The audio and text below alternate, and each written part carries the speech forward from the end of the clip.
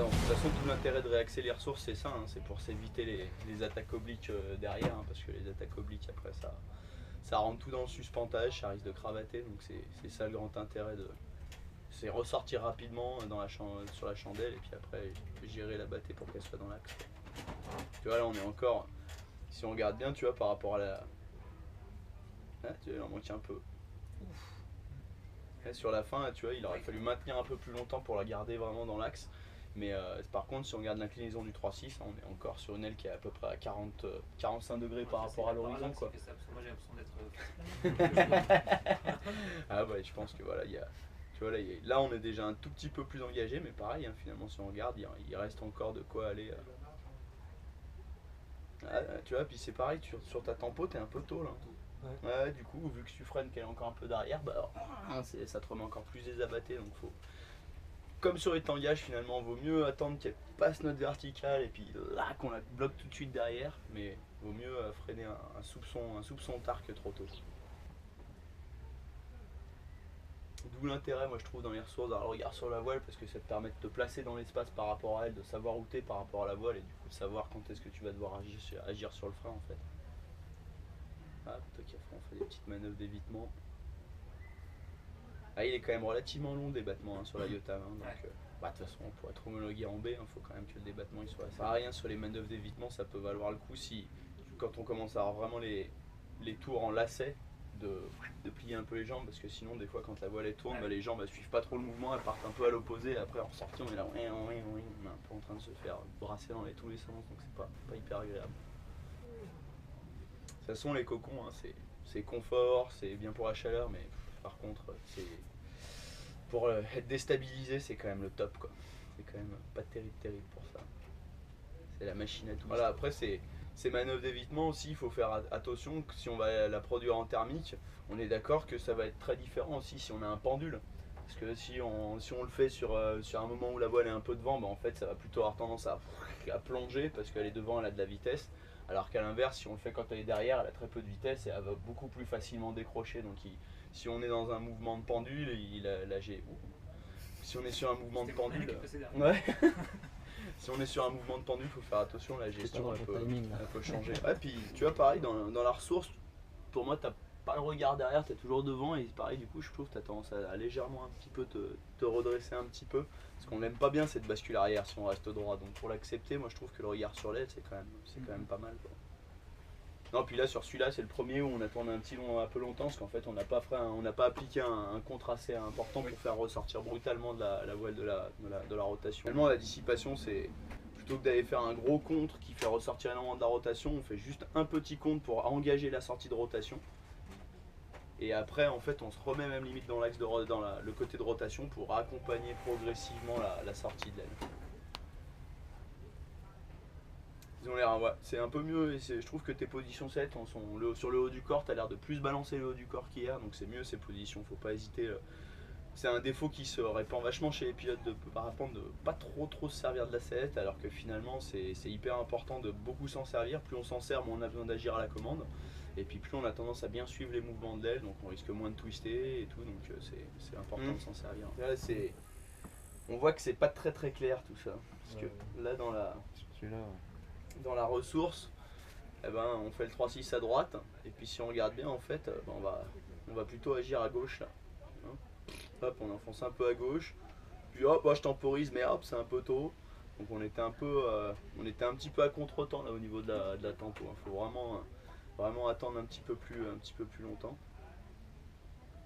Et après, en regardant, c'est pareil, je dirais la même remarque, je sais plus à qui je la faisais, c'est mine de rien, on a souvent sur les parapentes, enfin c'est pas souvent, le début du battement est pas hyper efficace. Si on regarde bien, il faut descendre la main hyper bas pour obtenir le virage. Mais par contre, une fois qu'on est plus bas, bah, là, ça devient hyper efficace. Il suffit de quelques centimètres pour qu'elle se mette à s'incliner. Mais des fois, pour plus rester sur le haut du débattement, moi je trouve que faire des tours de frein, ça permet de rester plus sur le haut du débattement et d'avoir des gestes plus précis. Donc ça peut être intéressant à développer comme et là tu vois, c'est pareil, pour les rentrées en 3-6, t'es obligé d'aller mettre la main hyper bas là en bas, et puis une fois qu'on est en bas là, moi je trouve qu'on n'est pas hyper sensitif ni hyper précis, donc c'est vrai que moi je préfère à la limite tu peux même, tu vois, même aller descendre avec le tour de frein, et puis une fois que t'es rentré dans le truc, tu relâches le tour de frein et puis tu reprends en classique histoire d'être sûr de pas te gourer dans ton débattement. Mais là-dessus, on est obligé d'aller mettre sa main quand même Je suis bien, assez mal déjà. bien bas pour réussir à obtenir la vitesse. Tu vois, là, on est déjà quand même plus. Ouais, c'est incliné. mieux au niveau du réaxage. Par contre, c'est pareil dans la ressource, on a encore un soupçon de frein sur le côté gauche. Ouais. Alors que finalement, quand on cherche à réaxer, vraiment le côté qu'on veut pas réaxer, on est vraiment complètement bras haut. Comme ça, bah, en fait, notre action pour réaxer, elle est vraiment efficace. Alors que si on freine un petit peu l'autre moitié, bah, ça empêche que ça corrige sur l'axe de lacet pour se remettre bien dans l'axe. Mais je pense qu'inconsciemment, pendant la ressource, je sais, vu que j'ai plus trop d'appui, Mhm. je charge des appuis au niveau des mains. Et c'est ça, hein, mais de toute façon, mais ça c'est typiquement terrien. Hein. De toute façon, quand on n'a plus d'appui, on les cherche, hein, mais il faut faire attention parce que souvent nos appuis, on les cherche avec nos mains, et étant donné que nos mains pilotent la voile, il faut vraiment s'habituer à garder que de l'appui dorsal et puis à avoir des petits moments où on est un petit peu mou, et puis, mais sans aller s'appuyer sur les commandes. Ce qui est intéressant sur les manœuvres d'évitement, c'est que ça permet de bien voir quelle est la différence entre l'amplitude et la durée, quoi. On peut avoir beaucoup d'amplitude mais sans durée ça produit pas beaucoup, et puis dès qu'on met beaucoup d'amplitude et qu'on laisse durer, par contre là ça crée d'autres trucs. Donc c'est vraiment important de toujours penser que les actions commandes, c'est ces deux trucs là les caractéristiques, quoi. Si j'ai des faibles amplitudes, normalement je peux les maintenir longtemps. Par contre dès que j'ai des grosses amplitudes, c'est souvent sur des timings très courts, parce que sinon après ça décroche. Et elle a géré bien, hein. Même là sur la SAT, là, quand t'as percé, tu l'as bien trouvé.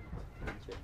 Ouais, t'as vu, on voit que le relevé il est légèrement dissymétrique, du coup on a tout de suite une aile qui shoot un tout petit peu plus d'un côté que l'autre. C'est bien détendu. Ouais. Ah mais c'est bien, hein, dans les lignes droites, hein, souvent pour venir à latéraux, dans le box, faut pas hésiter, hein, tranquille. De toute façon c'est tout doux au milieu du lac, donc il n'y a pas forcément besoin d'être... Hop, attention, t'as vu, parce que là ça veut crevette. Ça va partir en crevette.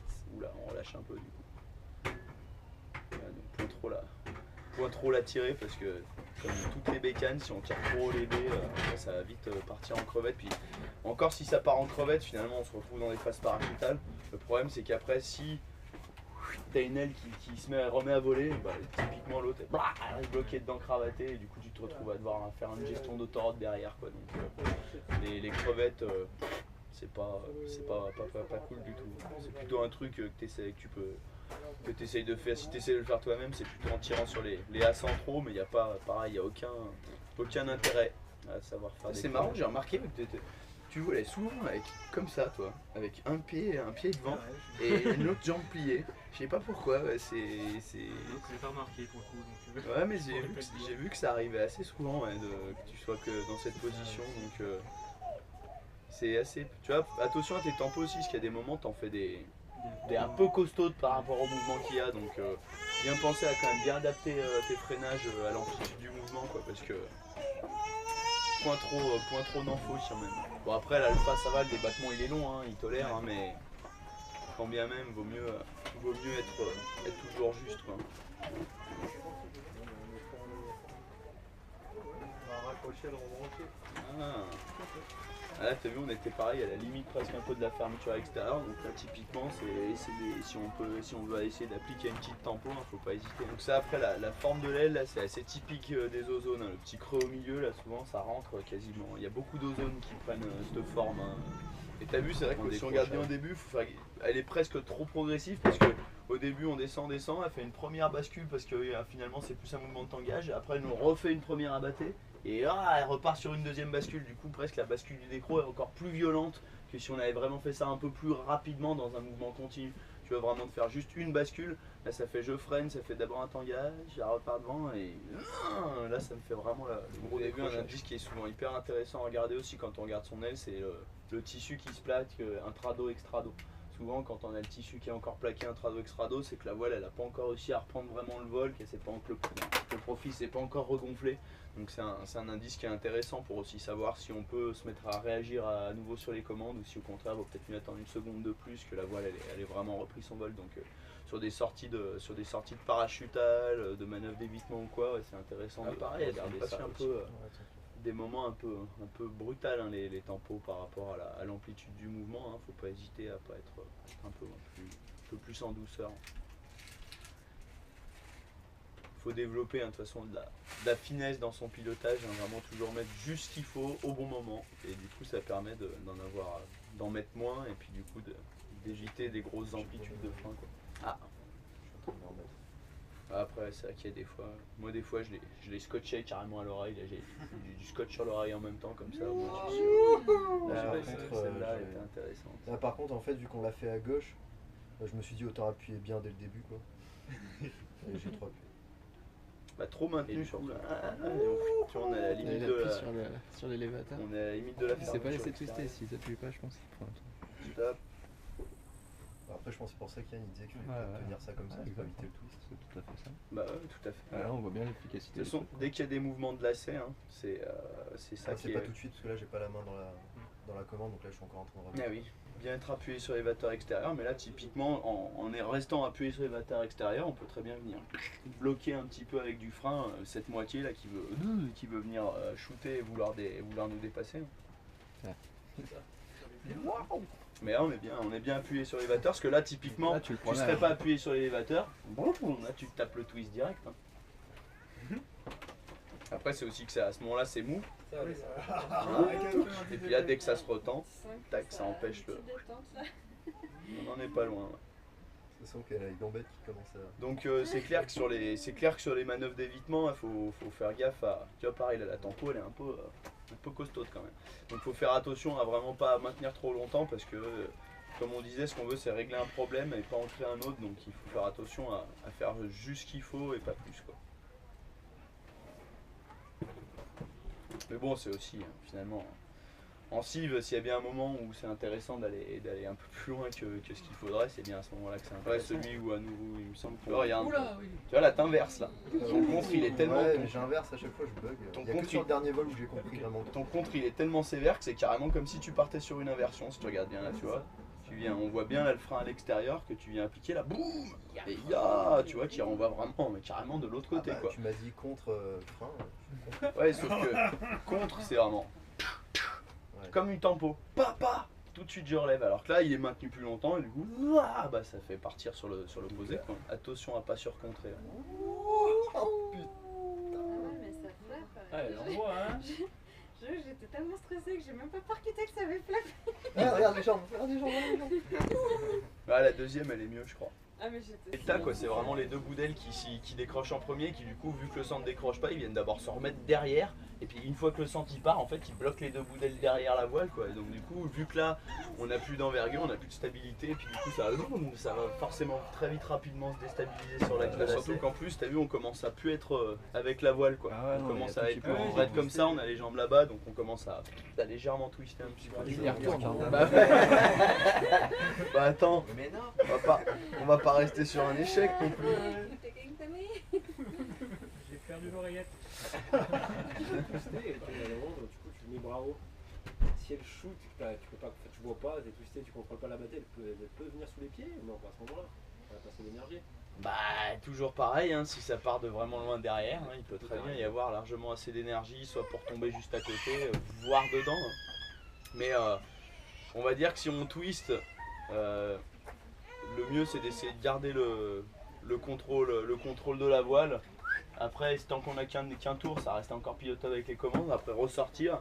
Et puis, une fois qu'on est ressorti, qu'on est stable, on va aller chercher à détwister en allant au-dessus, en mettant des coups de jambe pour aller enlever de la rotation. Mais c'est clair, de toute façon, quand tu commences à twister, là, c'est chaud. C'est vraiment pas bon, hein, les twists. Hein.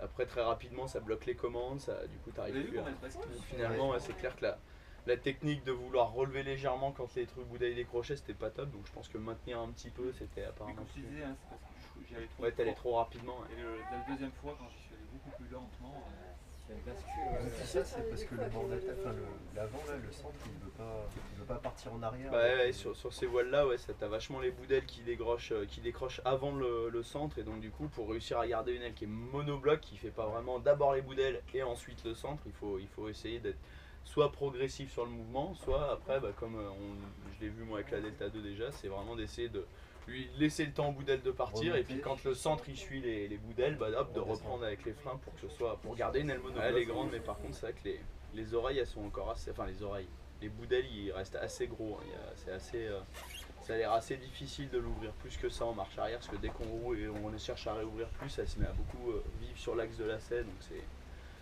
Bon bah voilà, hein, c'est comme ça qu'elle est la Delta 2 en marche arrière, c'est quand même avec des boudelles encore assez... Après réussi, franchement, joli. Après c'est dans les décros, ce qui est un truc qui est super dur, c'est de réussir à rester sur un axe. Franchement, il y a plein de moments où il y a des petites déstabilisations où ça change d'axe. Ça, je veux dire, ça m'arrive moi aussi tout le temps, donc c'est vraiment pas, c'est vraiment dur à gérer, je pense, de rester dans un axe, dans une marche arrière, ou à la limite dans une marche arrière peut-être un peu plus, mais même comme ça va vite de faire des petits mouvements de lacet qui te changent de trajectoire. La marche arrière, par définition, tu peux trouver quelque chose de stable. Tu peux réussir à trouver une position de main où quasiment tu bouges plus, puis tes boudelles vont un peu retourner, puis mais tu recules. Ta trajectoire dans le ciel, elle est vraiment logiquement un peu comme ça, plus comme ça que comme ça. Mais alors qu'une phase parachutale, déjà l'aile elle est toute ouverte. Il n'y a pas un boudel corné, rien que dalle. Et donc, en fait, ça va être une phase qui est très difficile à maintenir, parce qu'en fait, soit tu freines et quand tu es en fait les phases parachutales, tu vas venir freiner. Si tu maintiens trop, bah boum, ça bascule en arrière et tu pars soit en décro, soit sur des marches arrière. Donc en fait, quand tu freines et que ça bascule, tu relèves pour qu'elle revienne au-dessus de ta tête. Donc là, si tu relèves trop, bah, elle va revoler. Du coup, après, quand tu as au-dessus de ta tête, il faut la reprendre. Et en fait, c'est maintenir en fait une phase où elle s'enfonce, mais vraiment sur place, quoi. Sur place, à l'arrêt quasiment. Comme au B. Tu vois, phase parachutale au B, c'est vraiment sur place à l'arrêt. Bah, la phase parachutale, c'est la même chose, mais sauf qu'au frein, pour maintenir la phase parachutale, c'est très technique parce qu'il faut freiner un peu, relever, freiner un peu, relever, freiner un peu, relever, freiner un peu, relever. C'est pas stable du tout. Et donc, du coup, pour réussir à avoir une aile où on s'enfonce complètement sur l'axe de parachute, enfin, sur l'axe vertical, c'est très c'est pas. Ça, après, les phases parachutales. Ça peut être utile quand on veut essayer d'aller faire des hélicos, donc pour de la voltige. Sinon après là on rentre sur du travail de basse vitesse pour essayer d'être super précis sur des atterros, mais là c'est chaud quoi.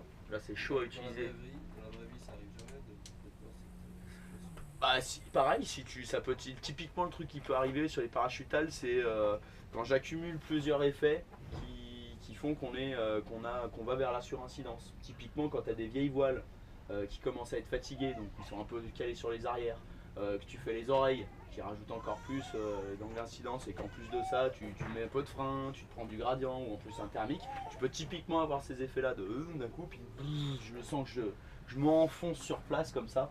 Donc là typiquement le réflexe c'est d'ordonner de la vitesse, donc c'est pour ça que par exemple quand on fait les oreilles, c'est très bien de garder toujours le pied sur l'accélérateur, parce que si ça doit par exemple vouloir s'enfoncer sur une parachutale, en allant pousser l'accélérateur, vu qu'on redescend l'angle d'incidence, la voile elle va reprendre son vol. Mais on va dire que sur des voiles récentes qui sont en bon état, si on n'accumule pas plusieurs effets, il n'y a pas de raison.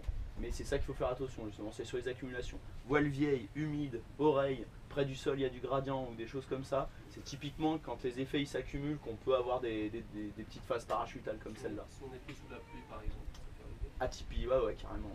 De toute façon, il y a même un moment ou un autre, si tu restes trop longtemps sous une pluie forte, c'est ça qui se passe. Il y a un moment, la voile elle s'alourdit tellement derrière, il y a les gouttelettes d'eau qui perturbent l'écoulement des filets d'air, et à un moment, elle part en arrière et puis elle se met à parachuter. Donc c'est sur place et puis ça vole plus. Et là, à partir des secours, ça peut arriver. Ça peut arriver dans la vraie vie, mais faut juste faire gaffe au règlement. Plus tu fais beaucoup de rotation et plus derrière tu risques d'avoir des abattés qui par contre ce coup-ci si tu temporises pas ça risque de donc c'est déjà, on va dire que la manœuvre d'évitement logiquement c'est déjà une situation d'urgence, donc c'est bien si elle règle le problème et qu'elle en crée pas un nouveau quand même. C'est quand même c'est celui-là qui était vraiment Le dernier. celui-là il fait gaffe parce que tu fais un tour complet, ça a rien si remarque si t'es tombé tu passes en dessous quoi. Mais Et tu maintiens le cap. non, ça c'est les brilles, ça. Et boum, on vient bloquer en marche arrière. Et on va chercher le vol. Nickel. Le but c'était de faire un tour de vrille et de bloquer en marche arrière. Ouais, parce que tant que t'as un tour, ça va. Après, quand t'accumules, quand tu restes appuyé avec la commande, ça se met à désaxer la rotation. Et puis alors là, du coup, tu peux avoir des attaques obliques qui sont beaucoup plus dégueulasses. Donc Et c'est alors, pour ça. c'est quoi la manip pour arriver à faire la marche arrière? Ah bah, tu plantes, tu laisses faire le tour complet, et puis au bout du tour complet, bah, boum, tu viens prendre l'extérieur, du coup ça arrête la rotation, boum, la voile elle part en arrière, puis tu viens enlever l'autre main intérieure au même niveau pour te retrouver dans la marche. Un évitement maintenu au départ. Bah, ça après, en fait c'est un des prérequis qui est important pour aller justement faire de la SAT derrière, quoi, parce que si tu viens percer ta SAT, comme il s'est passé, et qu'on part en vrille, bah, c'est bien d'avoir déjà vécu des vrilles pour être un peu habitué à la rotation sur l'axe de lacet, tous ces trucs là.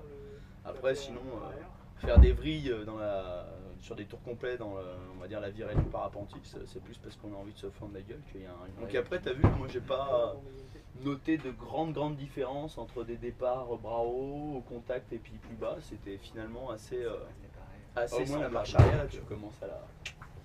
En compète à voltige, j'aime bien faire des approches en comme marche ça, arrière. tout le monde sur les main d'œuvre d'évitement, comme on l'a dit. Hein, si quand on lâche, on a tendance à avoir une abattée qui veut un peu trop aller loin, on peut y aller, hein, de faire une petite tempo pour être sûr de ne pas se la prendre dans le bec. Il n'y a pas de souci. Hein. De toute façon, on n'a pas une aile qui a quitté réellement le domaine de vol en fait. Hein. Elle a juste pivoté, donc normalement il n'y a pas de souci. On peut aller y faire une petite tempo.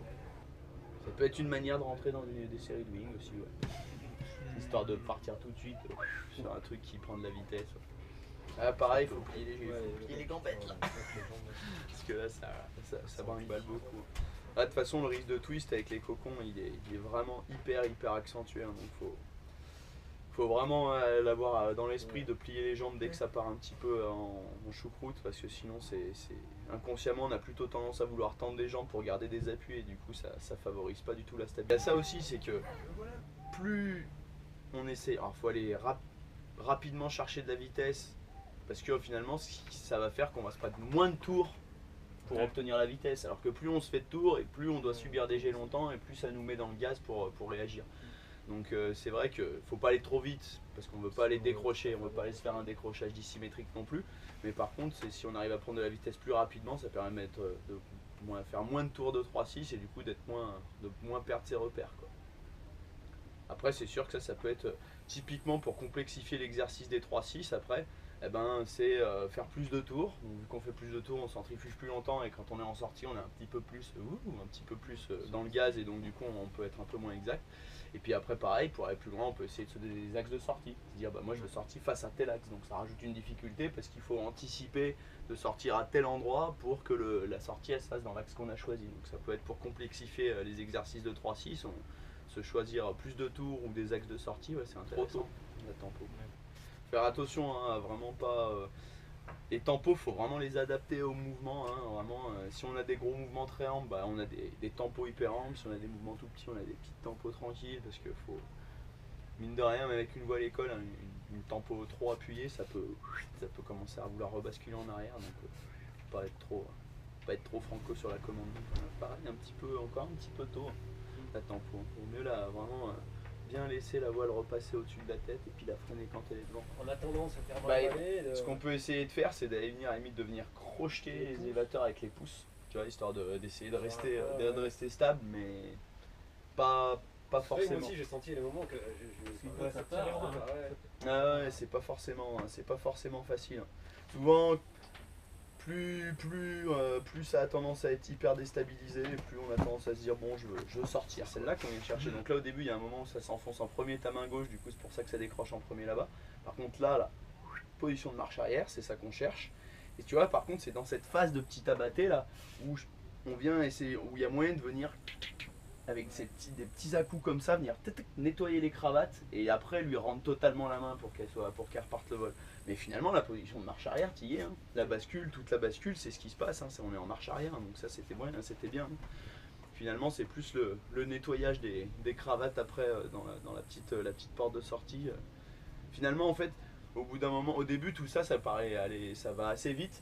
Et quand on prend l'habitude, en fait, on arrive à plus décomposer dans le temps les actions et du coup parce que avec la R10 c'était un peu le même délire quoi. Il fallait se faire les bascules arrière et puis dans les shoots en fait, aller nettoyer les cravates parce que sinon c'est pareil, j'arrête pas de sortir avec des cravates tout le temps, des deux côtés. Mais si tu regardes bien, c'est qu'il faudrait, là limite il en faudrait encore plus, hein. Il faudrait vraiment avoir les mains derrière quoi. Et souvent en fait morphologiquement dans cette position là, t'as tendance à venir là. Et puis là en fait tu te retrouves bloqué, t'arrives pas à aller chercher les mains derrière comme ça, c'est une position qui est pas du tout naturelle. Et donc du coup même s'il y a du frein, il y a tellement de jus là que ça dépasse, ça ferme. Oh, super elle est belle celle-là. Ah celle-là elle est Putain, la tête en bas là. Là on voit tout de suite qu'avec mine de rien avec des A, hein, c'est tout de suite beaucoup plus facile hein, du coup, parce qu'on a une aile qui est beaucoup plus monobloc, qui va pas aller chercher des boulets qui reculent derrière, elle a aussi moins d'énergie, donc c'est quand même largement largement plus tranquille avec des voiles comme Je celle-là. passerai sur d'autres voiles. On a déjà les démarches de l'écran dans la tête. Ah bah après, de toute façon, hein, c'est clair que c'est... Mis à part quand t'as les boudelles qui partent un peu en premier, qu'il faut gérer ça, c'est vrai que, mis à part le débattement qui va être différent, donc on va pouvoir les décro plus tôt, hein, c'est clair que la gestuelle reste la même. Hein. J'ai l'impression qu'elle recule pas là. Si, si. Ah si, là il est en marche C'est parce que arrière. je la suis à la perfection. C'est plus facile à suivre une Alpha 5 qu'une Delta qui part en KU. Dans tous les sens. La trajectoire est plus rectiligne tout de suite. Faut se méfier de ces cravates, hein, parce que mine de rien, même avec une oreille cravatée, ça part en autoroute bien comme il faut. Hein, donc faut vraiment privilégier le contrôle du cap plutôt que le décravatage. Hein, surtout qu'une aile qui a juste une oreille cravatée, ça va encore nickel. On n'a même pas des taux de chute importants, donc c'est pas du tout. À la limite, tu peux même poser qu'une oreille cravatée. Hein, c'est pas un problème. Donc vraiment, c'est la gestion du cap et pas des départ en rotation qui est le plus important.